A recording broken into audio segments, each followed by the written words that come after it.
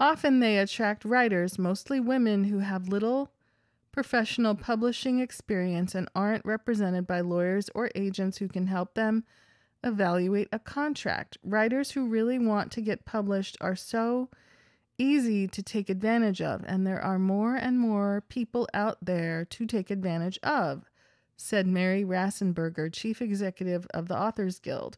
While every creative field has horror stories about artists who are underpaid and exploited, the dynamics of the romance industry can be especially difficult to navigate. Despite the ascendance of erotica, there is a lingering stigma attached to the genre, which is written largely by and for women and is still sometimes dismissed as shameful or unserious. Many romance authors publish under pen names and keep their professional and personal identities separate, and some write in secret for fear of being judged for writing about sex, and more particularly about women enjoying.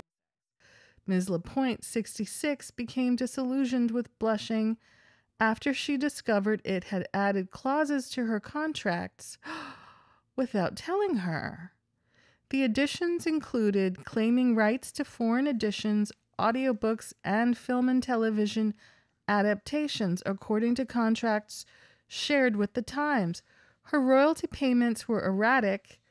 She said sometimes she made $3,000 in a quarter, and other times Blushing would claim she owed the company money for advances that it hadn't made back in sales. She recently started self-publishing and is making far more on her own, but Blushing still has rights to 31 of her books. She understands now how many questions she should have asked when she began publishing with Blushing in 2012. Quote, "At the time, you're so thankful that a publisher is going to take your book.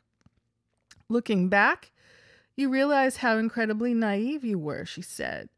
She was their savior. Since the early days of Blushing, Anne Wills designed many book covers herself, sometimes photoshopping images she found on the internet. So she was well practiced in the skills necessary to Photoshop a fake badge for a romance writers conference. So she was well practiced in the skills necessary to Photoshop a fake badge for a romance writers conference.